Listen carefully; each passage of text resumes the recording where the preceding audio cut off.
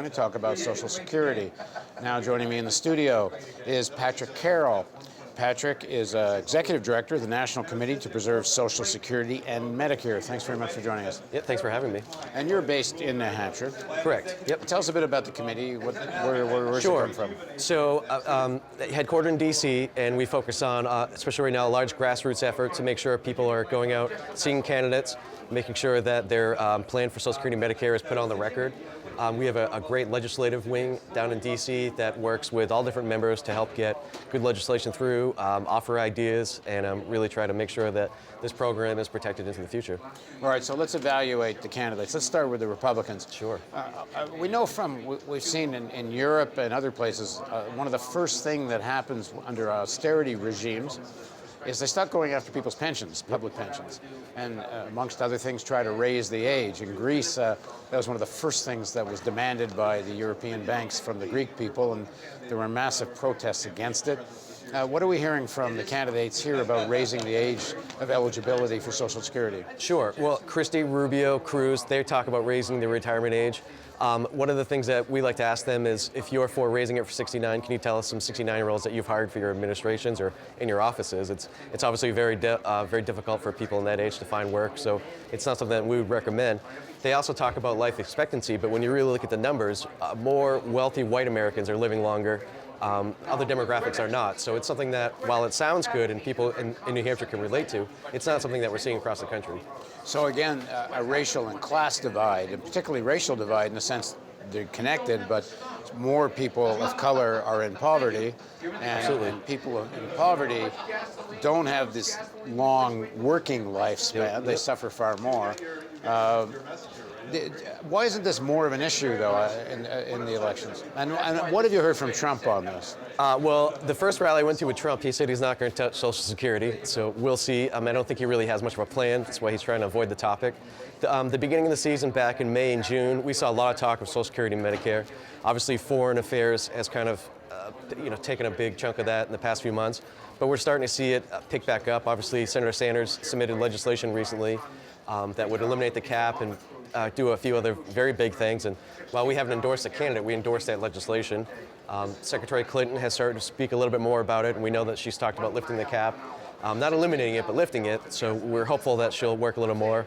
On the Republican side, they're now very steadfast and almost in unison about raising the retirement age and doing means testing. Like I said, Governor Christie talks about mean testing, but when you talk about retired income that's $200,000 or more, it's about 1%, 1.5% of retirees, so it's not really going to solve the solvency. How do you compare Clinton and Sanders on Social Security? Well, obviously Senator Sanders has gone a lot more bold on this issue, whether it's eliminating the cap or when we talk about... Explain what eliminating the cap means. Sure. So right now, everyone who makes up to the first $118,500 that they make, they're taxed at the 6.2%, 12.4% if you're self-employed. Everything on top of that is not taxed on it. So about 88% of the solvency issue, as reports say, could fix that if we eliminated that cap. Senator Sanders... Which is the Republicans are constantly saying Social Security is going to be insolvent. Depending who you talk to, it's sometime soon or sooner than later. Right? Oh, yeah. The trustees' reports say about 2033, 2034. You can go in and out of that, but we know that after that, it'll still be able to pay about 77% of benefits. So it's not a huge crisis, but it's something that we need to work on. We haven't had a commission to look at it since 1983. So if you eliminated the cap and Social Security was taxed on incomes however high they get, that deals with the issue. That would deal with 88% of the issue. Another issue, obviously, is people are still either not fully employed or still up there. Let's stay with the cap just for a second. So Sanders is for eliminating the cap. Absolutely. Is Hillary also? Nope. Secretary Clinton has said she's willing to look at lifting the cap, which... Well, usually when she says she looks at, it means that who knows what it means, because it's a way of not answering. But yeah, I can't... there haven't been specifics that I've been able to see. I'm hoping we'll see more in a few months, but yeah, we would like to see her say eliminate it. That would definitely... And what else has Sanders said? He wants to extend benefits. He'd like to see benefits increase, more monthly benefits. People get something a little bit more every month.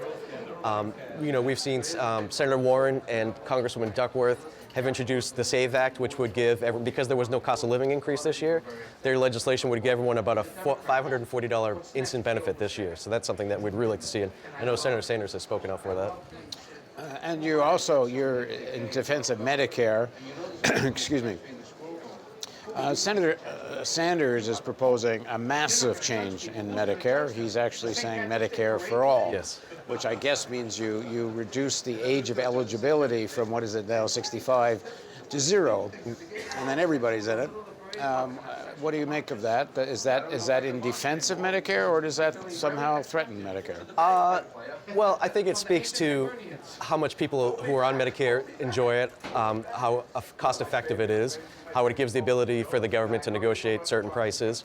And so if people are allowed to buy into that program, while I haven't seen all the specifics for his plan, but I think it's something that is worth looking into, and I think it's something that it speaks to it speaks volumes about that program and how positive it is. I don't think his proposal is for people to buy into it. It would be more a Canadian or European-style government health insurance plan. Yeah. Oh yeah, but the current Medicare model is, I mean, there's a monthly premium. Is his proposal a monthly premium? I don't think I haven't so. seen the specifics on that to get into it, but I'm not aware of that. I should know myself, but I don't. What do you make of Secretary Clinton's position on Medicare? She has not spoken too much at the events that I've been at or stuff I've seen in the press. I know that she wants to obviously protect it. She knows that they're good programs. I haven't seen her specifics about the ability to negotiate drug prices, so hopefully that's something that she'll come out for, because that's something that would save tens of billions of dollars a year. And on the Republican side?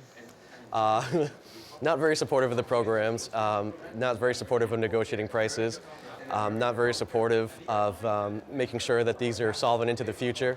It seems like it's everything cut benefits, cut benefits, cut benefits. And it's not something that we're against, and it's something that obviously millions of Americans depend on. And why do you think more of that doesn't get through to ordinary people that are supporting, Trump and other people? They don't seem to understand that they're talking about cutting the Medicare benefits. Yeah, well, I mean, it goes into the ideology of where government stands, how much interaction they should have with people, or what people are getting from these programs, which they think they should be. Obviously, we've seen this recession. A lot of people lost a lot of retirement income, so now they're depending very much on Social Security. And when you're depending fully on it, while it's a great program, you're obviously not going to get enough money to survive, outside of paying for essentials. Okay, well, thank you very much for joining us. Yeah. Hang on a sec. So a little earlier today, we ran a speech by Secretary Clinton, and just a little time ago, Bernie Sanders spoke, and we're going to run some of his speech, and here it is. And the illegal behavior on Wall Street. Now, everybody in this room knows that Wall Street's greed and illegal behavior drove this country into the worst economic